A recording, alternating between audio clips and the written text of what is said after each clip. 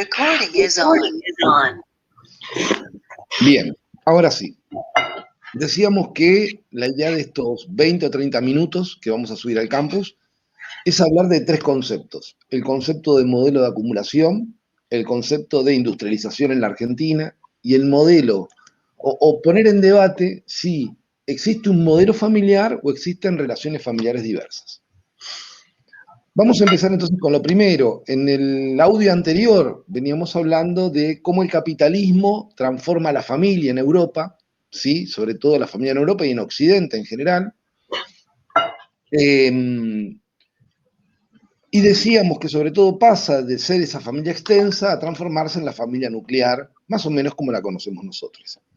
Dicho esto, en Argentina, en primer lugar, uno habla de capitalismo en la Argentina sobre todo a partir de mediados y fines de capitalismo como sistema económico, ¿no? Predominante, sobre todo a mediados y fines del siglo XIX, es decir, a partir de 1850, sobre todo a partir de la unificación de los territorios, no necesariamente con la Constitución Nacional, sí, pero sí con, sobre todo a partir de Pavón y Cepeda, esos dos combates, se empieza a marcar la unificación del territorio.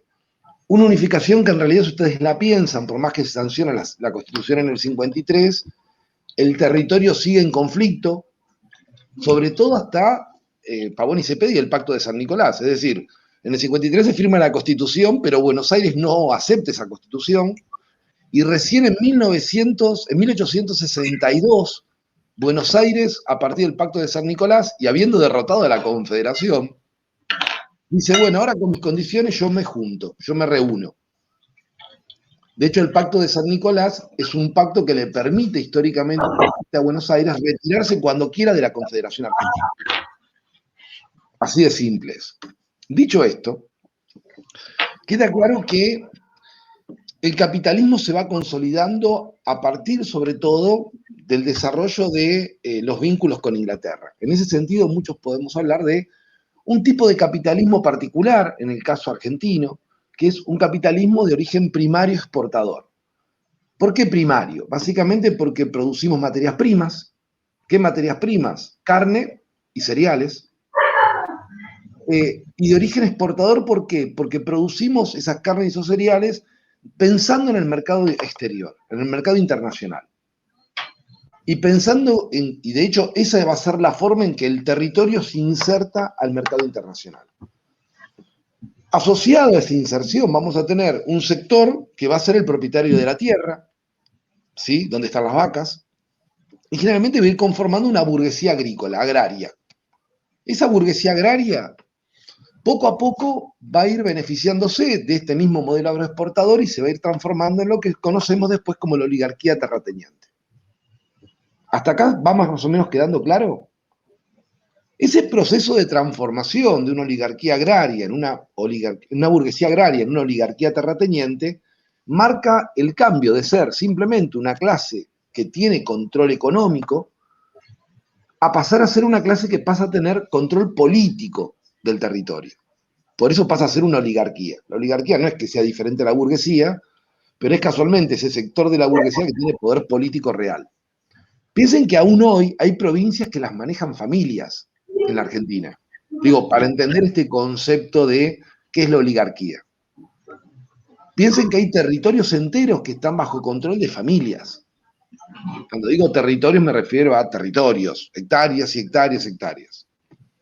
Dicho esto, cuando pensamos en modelos de acumulación, ustedes van a encontrar que hay dos textos. Yo recomiendo una de las lecturas que seguramente Tami después les va a hacer mención, que habla de los diferentes modelos de acumulación, desde ese modelo agroexportador que habla el texto de Torrado, ¿sí? Que es este modelo que comenzamos a hablar nosotros acá, ¿sí? ¿Por qué agroexportador? Casualmente, produce materias primas con destino en el mercado mundial. Por eso un modelo agroexportador. Cuyo beneficiario principal es la oligarquía terrateniente. Es un modelo que casualmente lo que propicia es un tipo de familia más bien extensa. ¿Por qué una familia más bien extensa? Porque es la familia agrícola. O sea, es la familia que vive en el campo. Piensen que estamos en 1880, 1880 no hay grandes tractores, acá el trabajo se hace a mano. Por lo tanto, la agricultura es mano de obra intensiva. ¿Qué significa mano de obra intensiva? La agricultura requiere mucha fuerza de trabajo en esa época. ¿Qué es mucha fuerza de trabajo? Y había que hacerlo a caballo todo. Es decir, había que, el surco en la tierra, no había una maquinaria, lo sumo había un arado de hierro, pero había que poner caballos y hombres empujando y llevando a los caballos. Entonces, esto era todo a mano y las semillas había que esparcirlas a mano en esos territorios gigantes. Y lo mismo pasaba con todo, por lo tanto era mucho uso de mano de obra. Y el modelo de familia que se propiciaba era básicamente la familia extensa. Es decir, varias generaciones conviven en esa zona rural, se ocupan de tener unas gallinitas, ayudan en la producción agrícola, ¿sí? En el mientras tanto empiezan a llegar también, hay una vida urbana, ese modelo agroexportador propicia el comercio del puerto, por lo tanto, frente al puerto de Buenos Aires comienzan a llegar migrantes, esos migrantes comienzan a instalarse en los conventillos van a ser una forma también de familia extensa, ¿eh? Porque en el conventillo coexisten varias generaciones. ¿Se entiende hasta acá más o menos la idea? Entonces, ¿cuándo va a cambiar esto? Y sobre todo a partir de la crisis del 30. Cuando el modelo de acumulación agroexportador, es decir, cuando pensamos en un modelo de acumulación, pensamos en una estrategia, una forma de accionar desde el control del Estado, ¿sí? ¿Que quién tiene esa estrategia? Generalmente una alianza de clases. ¿Qué alianza de clases? La que llega a tener el control del aparato estatal. Cuando uno piensa la alianza de clases que controló el aparato estatal, sobre todo desde 1880 hasta 1930, y queda claro que es la oligarquía la que controla ese aparato estatal, y la oligarquía tenía vínculos con quien, y una parte de la familia se iba a la iglesia, los ponían de sacerdotes. Otra parte de la familia se iba al ejército, lo ponían de militares. Otra parte de era una oligarquía. Casi les diríamos una oligarquía que se pensaba a sí misma como señores, como un señorío, o sea, como una nobleza. Se comprende, ¿no? Frente a esa nobleza pensaban que el peón rural, el trabajador, era la plebe, poco más, poco menos, era inentendible que pidiesen derechos. La realidad es que ese sistema funcionó mientras el mercado internacional demandaba estas materias primas. Y eso fue hasta la crisis del 30. A partir de ahí, la realidad es que ese modelo de acumulación que se basaba en la producción de productos primarios con el objetivo de introducirlo en los mercados externos, ¿sí? Y que beneficiaba claramente a la oligarquía. Digo, no había otro beneficiario directo como clase social de ese modelo. El peón rural brillaba por su ausencia, no tenía ningún derecho, y si ustedes leyeron el Martín Fierro, el derecho que tenía encima lo ponían a pelear contra los indios, o sea, no había ningún derecho ahí. Y como el voto era cantado, imagínense que si ustedes votaban lo contrario a lo que quería el patrón, automáticamente perdían el trabajo, y si perdían el trabajo, iban al desempleo, y el desempleo era ser vago. Y ser vago era ir a la frontera a pelear contra el indio. Digo, no era muy cómodo en ese contexto, y era muy claro cómo ejercía el dominio la oligarquía. Con la crisis del 30, la alianza de clases que facilitaba ese dominio desaparece. Es decir, el capital extranjero deja de precisar productos argentinos o productos locales, se desestructura esa relación y la oligarquía pierde poder. Pierde poder, obviamente, a nivel internacional, pierde poder en la medida que el capital inglés ahora tiene otros problemas a resolver y otras áreas de interés para invertir. Fundamentalmente Inglaterra va a privilegiar sus acuerdos con los territorios del Commonwealth, o sea, con sus aliados políticos y económicos, entre los que no estaba Argentina. Y en algún punto lo que va a terminar pasando es que poco a poco Argentina, en la década del 30, comienza a sustituir lo que importa, es decir, lo que trae de otros países, a producir, comienza a sustituirlo por producción local. ¿Qué significa esto? Se comienzan a comprar alguna maquinaria, comienza a haber un proceso de industrialización en la década del 30, que se va a profundizar. De hecho, ese proceso de industrialización que comienza en la década del 30 va a durar una década. Digo, y en 1943 va a aparecer esta clase obrera por primera vez en la escena política. sea, esa clase obrera que se había formado durante toda esa década, se va a nutrir de otra clase obrera que venía de un proceso mucho más largo de formación. Por ejemplo, si uno piensa, los ferroviarios aparecen en la Argentina con los ferrocarriles, y es decir, aparecen a partir de fines de 1800. O sea, ya en 1890 comienza a haber un sindicato de ferroviarios. Por lo tanto, esa historia, por ejemplo, de los ferroviarios, de los gráficos, historia de luchas, que digo, de los metalúrgicos, esa historia se va a nutrir también con estas nuevas fuerzas, que son clases obreras nuevas, y van a aparecer en un movimiento, o se van a expresar en un movimiento político que todos conocemos, que tiene el nombre de peronismo. Y el peronismo viene a expresar esta nueva alianza de clases. ¿De quiénes? Por un lado, esta nueva clase obrera, pero por otro lado, una nueva burguesía industrial que aparece y que tiene un proyecto de acumulación diferente, un modelo de país, podríamos decir, distinto al país agrícola. Entonces, su idea es, bueno, si desarrollamos la industria, es decir, potenciamos la consolidación de la clase, de la burguesía industrial, el país primero desarrolla un mercado interno y una vez que desarrolla el mercado interno puede salir al mercado externo a competir. Esta sería la lógica de esta burguesía industrial que aparece y que se expresa obviamente en el peronismo. O sea, el peronismo expresa en el 1943 esta alianza de clases. Y la industrialización en Argentina, como expresa esta alianza de clases, también va a tener una fuerte impronta del control estatal. Es decir, el Estado desde un principio va a estimular la formación de esa industria nacional. ¿Cómo? Primero, bueno, durante el peronismo ya más o menos lo conocen, ¿o no?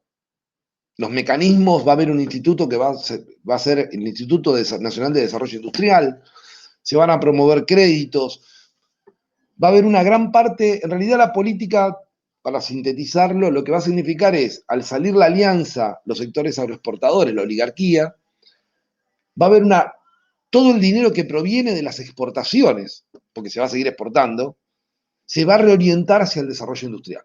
Entonces, en vez de agarrar toda la plata de la oligarquía, una parte la va a agarrar, despreocúpense que la oligarquía no pierde, una parte la va a agarrar, pero otra parte la va a retener el Estado, que va a tener el control absoluto, el monopolio de las exportaciones, por medio de la Junta Nacional de Granos.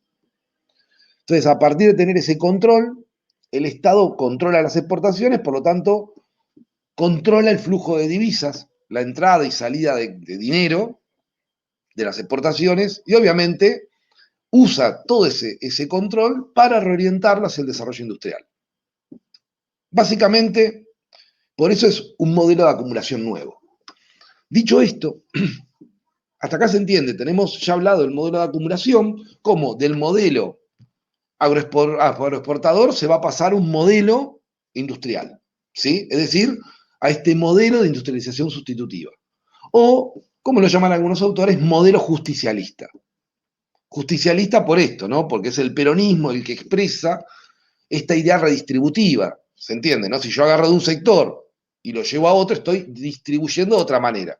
Es decir, con la intervención estatal, la distribución que hace el mercado, en algún punto, se frena y se redistribuye de un sector a otro.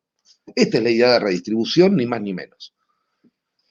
Por otro lado, antes que me olvide, nos faltaría hablar del modelo familiar o las relaciones familiares. Obviamente que cuando aparece la industria en el país, en este proceso que estábamos hablando de industrialización sustitutiva, lo primero que va a pasar es que una o la mayor parte de la fuerza de trabajo va a dejar de estar en el campo y se va a reorientar a la industria. Pero no nos preocupemos, ya para la década del 40 existen tractores. Entonces también el campo no es tan mano de obra intensivo como antes. Pero sí las industrias que comienzan a formarse en esta etapa son muy mano de obra intensiva. ¿Qué significa mano de obra intensiva? Una industria, por ejemplo, como la de los alimentos, ¿sí? Hay un punto donde la tecnología no puede desarrollarlo más, donde encuentra un límite. ¿Se entiende? Que es muy diferente a una industria, por ejemplo, como la de los microchips. Una industria de microchips, los límites de desarrollo y no sabemos, pero son casi limitados por ahora. Ahora, en una industria de alimentos, queda claro que hay un punto donde, por más que la máquina sea súper poderosa, y yo voy a necesitar más fuerza de trabajo, más capital humano. Imagínense poner manzanas en una caja. ¿Vieron seleccionar las manzanas para una caja? Hasta ahora no hay máquina que lo pueda hacer, hay que poner fuerza de trabajo. Entonces, la industria de la manzana y de la sidra, por ejemplo, requiere que haya gente buscando la manzana y seleccionándola aún al día de hoy. Y ustedes dicen, para la sidra, y sí, para hacer una buena sidra hay que tener capacidad de seleccionar buenas manzanas. Ahí vemos que por más que tengamos dinero, la tecnología no puede reemplazar la fuerza de trabajo. O sea, y la industria del alimento es un buen ejemplo de una industria que es sobre todo mano de obra intensiva. Hace mucho uso de mano de obra. ¿Sí? Una industria como la industria de los microchips o como la industria de la tecnología, las industrias más tecnológicas, hacen muy poco uso de mano de obra. Hacen mucha inversión de capital, muchísima. Piensen, por ejemplo, los parques eólicos. La inversión de capital es muchísima, pero es muy baja la inversión en mano de obra en relación a la inversión de capital. ¿Se entiende? Cuando pensamos mano de obra intensiva o capital intensivo, pensamos en esa relación. ¿Cuánta mano de obra se utiliza en relación a la cantidad de capital que se invierte? Cuanto más tecnológica es una industria, es mucho más fuerza de trabajo intensiva. Son industrias que requieren un tipo de fuerza de trabajo muy especializada en lo que hace, y casualmente es siempre mayor la cantidad de inversión de capital que se requiere que esa fuerza de trabajo. No sé si se llega a entender esta idea, pero esto es básicamente el desarrollo de la tecnología. En el caso argentino, la industria se desarrolla en una primera etapa, sobre todo hasta 1950, y después, como todos sabemos, comienzan algunos problemas de acumulación de capital, que no vamos a nombrar hoy, ¿sí? Pero que sí van a dar lugar a la sustitución de ese modelo de acumulación justicialista por otro que vamos a llamar desarrollista, ¿sí? Que va a ser un modelo que va a perdurar por lo menos hasta la década del 70, o sea, entre 1955 y 1976 va a perdurar ese modelo desarrollista, con algunas características que veremos después. Le va a seguir el modelo neoliberal y otros modelos más que veremos más adelante. Lo cierto es que en relación a la familia, lo que nos interesa enmarcar es que con ese proceso de industrialización, primero se da un proceso de urbanización y segundo se da un proceso de nuclealización de la familia. Es decir, la familia extensa deja de ser el modelo, si se quiere, predominante, y esta nueva clase obrera va a ser integrada por familias nucleares. O sea, se va a dar esa transformación del paso de familia extensa a familia nuclear. Sin embargo, y esta es la paradoja, ese proceso, si se quiere, de nucleización de la familia, que en Europa fue casi absoluto, sobre todo a partir de la ley de matrimonio y demás, en el caso argentino, en otros casos de América Latina es mucho más notorio, pero en el caso argentino fue parcial. ¿Qué quiere decir fue parcial? Llegó a ciertos sectores de la clase obrera, efectivamente, sobre todo porque el Estado lo estimuló, es decir, el Estado que estimulaba que la gente se case, que forme un matrimonio y que tenga hijos. Entonces le pagaba un plus por casarse, otro plus por esposa, otro plus por hijos, y si tenía muchos hijos, le pagaban un plus por familia numerosa. O sea, claramente el Estado tenía una política muy clara, ¿sí? En este sentido. Básicamente, en ese modelo, si se quiere, es el modelo donde cobra hegemonía o gana preponderancia el modelo de familia nuclear. Y pierde importancia la familia, si se quiere, extensa. Pero la realidad, ¿cuál es? Que ese modelo duró muy poco tiempo así. Por más que el mito haga parecer que fue mucho tiempo, cuando uno piensa ese modelo en la realidad, no llegó a durar una década. Esto es lo real. Cuando uno piensa, bueno, ¿y cuántos fueron los años dorados del peronismo? La realidad es que uno dice, bueno, pongamos que desde el 45, el primer gobierno, hasta el 52. Y ahí demás empezó una crisis muy grande, con lo cual uno dice, del 45 primer gobierno y del 55 fue la revolución. Por lo tanto, fue el golpe de Estado a Perón. O sea, que haya sido como haya sido, el peronismo no duró, ese mito fue tan fuerte, esto también es cierto, ¿sí? Porque expresó un momento muy particular de la alianza de clases. Yo voy a insistir, expresó un momento donde la clase obrera en algún punto logró tener cierto control de la política económica del país. Ese primer peronismo expresó eso para mí. Todo lo que vino después, bueno, será un debate aparte. Dicho esto, sí aparece un modelo familiar más vinculado a la idea de familia nuclear, que decíamos. Aparecen sobre todo muchos planes pensando en esa familia, y se estimulaba la creación de esa familia nuclear y de una división sexual del trabajo, donde la mujer tenía las funciones reproductivas y de cuidado del hogar, ¿sí? Mientras que el hombre, por medio del acceso al mercado de trabajo formal, era el portador de los derechos sociales que mostraba este nuevo sistema. ¿Se entiende, no? Entonces, el hombre trabajador, cabeza de familia, portador de derechos, al casarse permitía que todo su grupo familiar accediese a los derechos. Esto incluía a su mujer, a sus hijos y demás.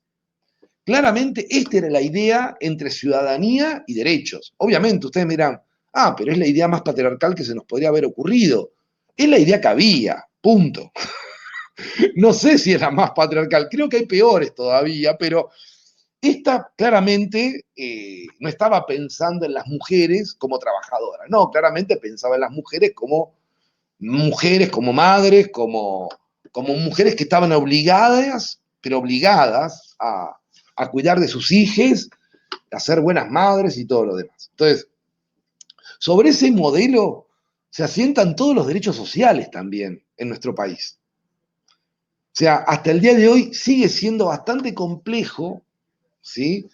Y se ha aceptado a regañadientes, porque ha sido un proceso mucho más lento, la idea de que el hombre no trabaje y que la mujer sea la que trabaje y que el hombre pueda acceder a derechos sociales por la mujer, o sea, por medio del trabajo de la mujer.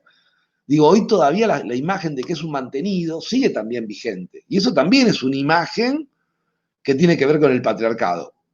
O sea, que el hombre no trabaje o se dedique a cuidar a los hijos, ¿no? A los hijos. Y que la mujer sea la que trabaje, generalmente crea la imagen del hombre como un mantenido. ¿Sí? Dicho esto, tenemos entonces sí un modelo familiar preponderante, que va a ser el modelo de familia nuclear, patriarcal, que ya caracterizamos en la clase anterior. ¿Se acuerdan cuando decíamos los modelos de familia? Pero va a coexistir con ese modelo, va a pervivir el modelo de familia extensa. ¿Y cómo va a pervivir? ¿Cómo van a hacer para juntarse? Por un modelo bastante simple. Generalmente ese proceso de industrialización va a crear zonas industriales, zonas urbanas muy cerca de las zonas fabriles, ¿sí? Primero van a sentarse como barrios de emergencia y luego van a acceder a la propiedad de la tierra. Si ustedes piensan en ese proceso de expansión de la industria, lo que sucedía era que alguien se casaba, conseguía trabajo en una fábrica, se casaban y se iban a vivir ahí a un ranchito, armaban con unas chapas algo cerca de la fábrica. Con los primeros suelditos se compraban un terrenito y empezaban a construirse la casa, donde ya ahí era bastante simple, eran 4 paredes, pero con el trabajo ya en la fábrica, al cabo de 5 años tenían la casita armada, el primer hijo ya viviendo ahí, y esta era un poco la lógica, ¿se entiende, no? A lo que me refiero. O sea, con la política de vivienda, sobre todo a partir de los barrios que se construían por medio de las transferencias a los sindicatos, vieron que se armaban los barrios mercantiles, entonces los propios sindicatos armaban sus barrios, los propios sindicatos, incluso los sindicatos de esmata, los metalúrgicos tenían sus propios barrios. Entonces, esto también estimulaba, era toda una fuente de estímulo al propio proceso industrial. ¿Por qué? Y porque había que más hierro, había que hacer más carbón, había que todo el propio proceso industrial, ¿se entiende, no? La lógica de desarrollo que había hasta ahí. Lo cierto, yo diría que ese modelo convive porque si pensamos que ese modelo dura 10 años, la realidad es que al cabo de una generación lo que terminó pasando es que el proceso queda a mitad de camino. ¿Qué significa mitad de camino? Primero tenemos el freno industrial, cuando se frena la industria un poco, lo que termina pasando es que todo ese sector que se mudó a ese momento de emergencia, no, me mudo acá cerca de la fábrica porque ahora consigo, de golpe ve que la fábrica no crece y no se consigue el trabajo. Entonces la fábrica ahora te corrió, pero ya no te podés volver de donde viniste, porque ya dejaste todo atrás. ¿Se entiende, no? Piensen que, no sé, un tucumano que dejó a su familia, dejó todo a los 17, 18 años, porque ahí tampoco había secundaria, digo, a los 16 te ibas, ¿sí? De golpe ahora está en el Gran Buenos Aires, pero no consiguió trabajo. ¿Qué hace? Y el tío perdió el trabajo también, porque ahora la fábrica produce menos. Esta era un poco la situación cuando decimos entró en crisis el modelo. Digo, cuando esto sucede, Sí, pero automáticamente lo que eso pasa es que podemos ver, ocurre la solución más lógica, ¿verdad? que es Lo interrumpí. la familia. Digo, aparecen estos barrios, aparecen las políticas también de viviendas muy claras, en la época donde aparecen los monoblocks o políticas de vivienda donde se decía que la gente levantaba el parqué, ¿vieron esos mitos? ¿Sí? Independientemente de si esto es real o no, sí hay una cuestión que es real, que es, aparece el modelo de nuevo de familia extensa, como si nunca se hubiese ido del todo en el territorio. Y aparece la idea de, les hijos que se casan y van a vivir a la casa de los padres y en el fondo se construyen una casita. ¿Vieron? Entonces dicen, ay, bueno, aprovechemos, como están difíciles, se construyen la casita en el fondo, entonces en el mismo terreno empiezan ya a vivir dos familias. Y en cuanto la hermana se casó, y agarraron y construyeron también en el fondo la segunda casa, y cuando uno menos se da cuenta es como que persiste la idea de familia extensa. Es decir, la idea de varias generaciones que coexisten en un mismo techo. ¿Qué quiero decir con esto? Seguramente en las grandes ciudades el modelo de familia nuclear es el que prevalece. Pero sin duda uno se corre un poco de las grandes ciudades, en Argentina sobre todo, cuando uno piensa en grandes ciudades, pienso en Buenos Aires, pienso en Rosario, y se me acaban las grandes, y pienso en Córdoba, un poco en Mar del Plata puedo llegar a pensar, pero se me acaban las grandes ciudades, ¿eh? Entonces,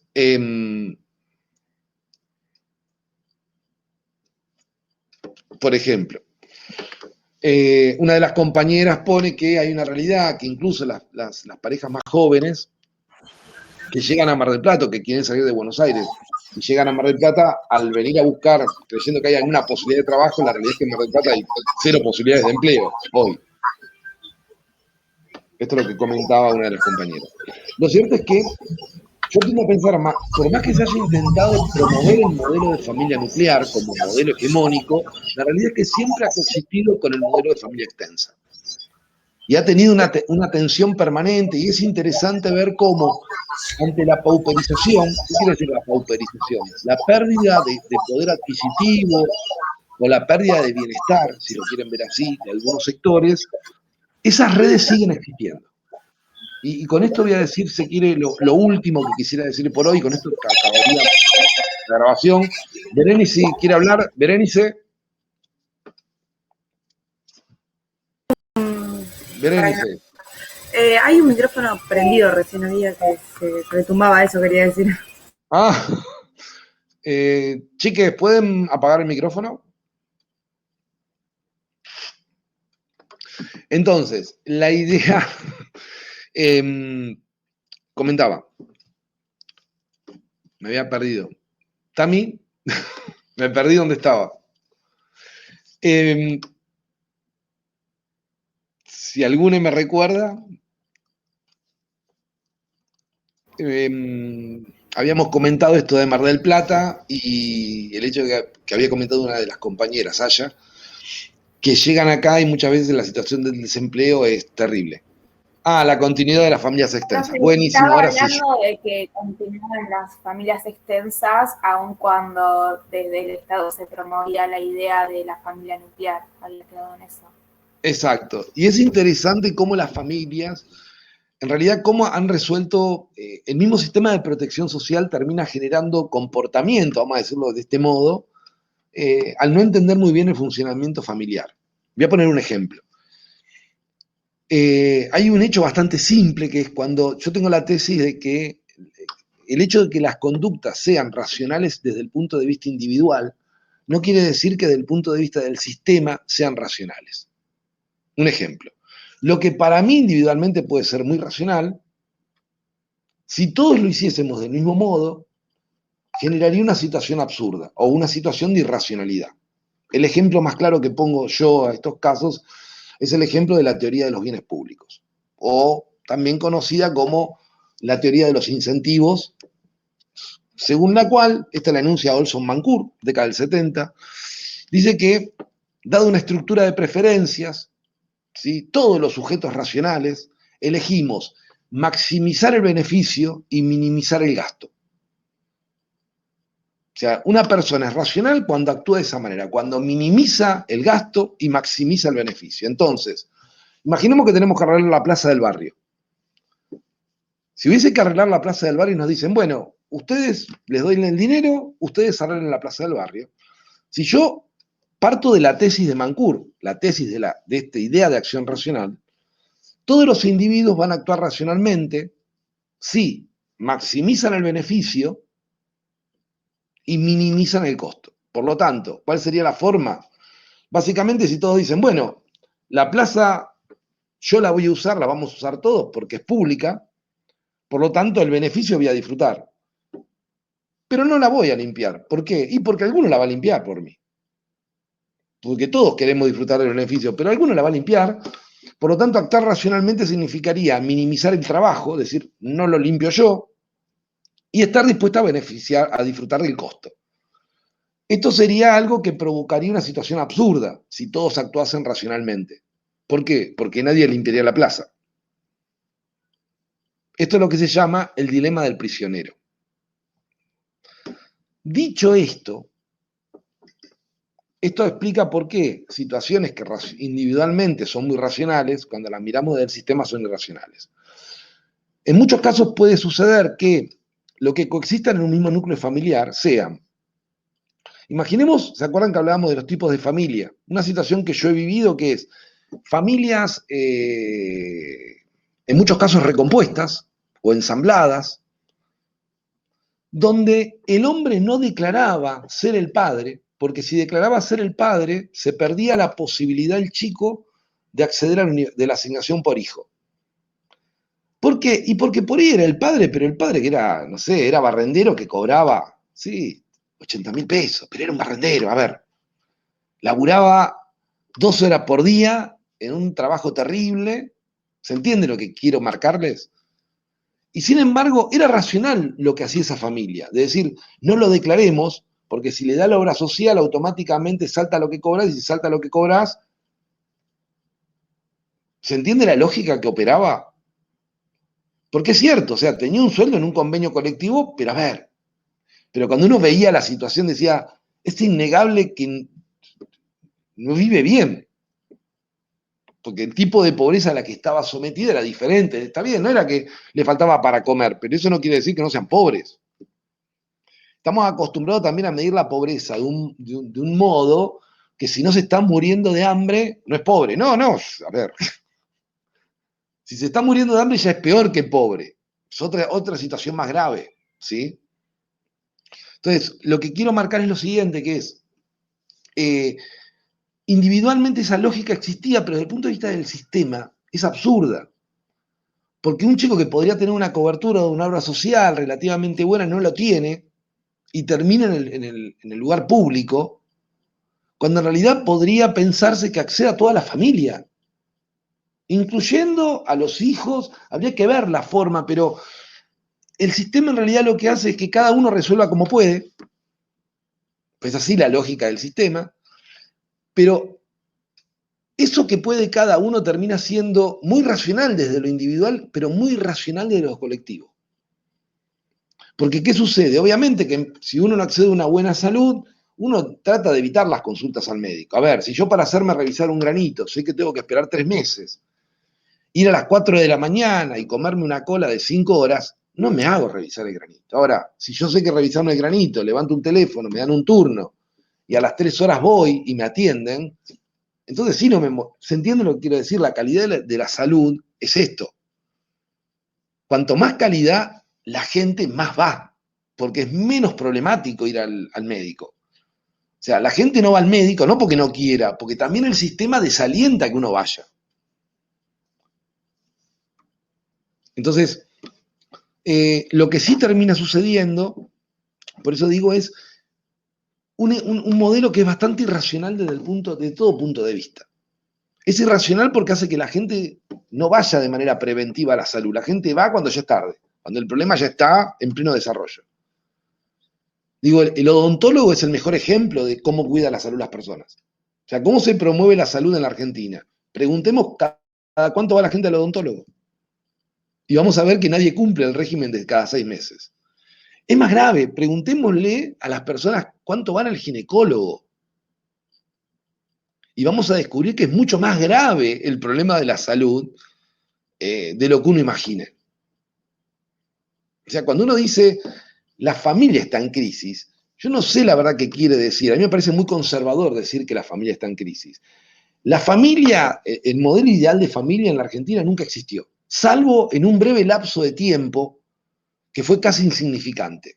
Cuando uno piensa en el lapso de tiempo, uno dice 20 años en una historia de 200, es nada, es el 10%, o sea, no es muy significativo.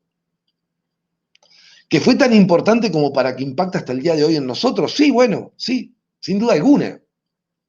Impacta hasta el día de hoy en nosotros porque hemos, por avance de derechos, por diferentes motivos. No estamos discutiendo eso, ¿sí?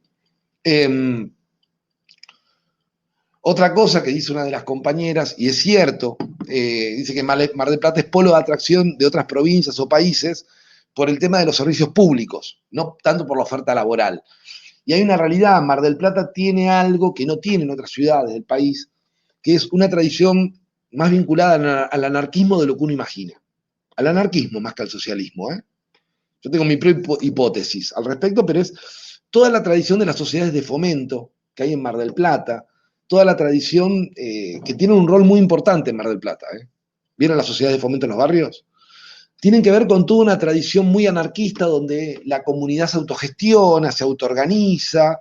Entonces, desde la propia sociedad de fomento, el propio barrio, el propio territorio se autogestionaba la salud. Vieron que casi todas las sociedades de fomento tenían un centro de salud. Casi todas las sociedades de fomento era el lugar donde se daba educación. Originalmente, estamos hablando, piensen que muchas sociedades de fomento son de comienzo del siglo XX, para tener una idea.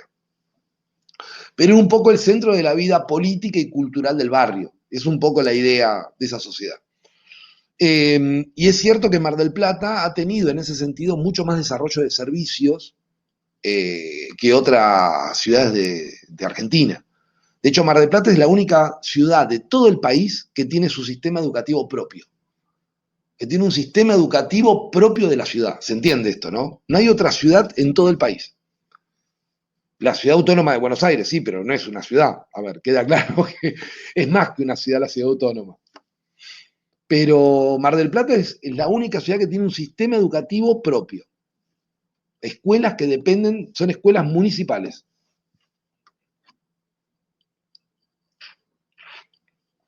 Dicho esto, ¿les parece que hasta acá queda un poco la idea de modelos de acumulación? Hablamos un poco de esos modelos, hablamos un poco de qué va pasando a medida que se transforma la estructura económica y social de la Argentina. Vimos cómo eso va impactando en la transformación de ese modelo de familia extensa a un modelo de familia nuclear.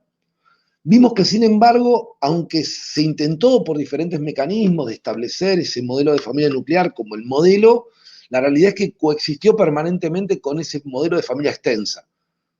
¿Por qué? Y por las propias crisis que tuvo el sistema, porque cuando uno piensa en el justicialismo, son 10 años, sí, bueno, pero todo lo que vino después siguió cambiando, ¿sí?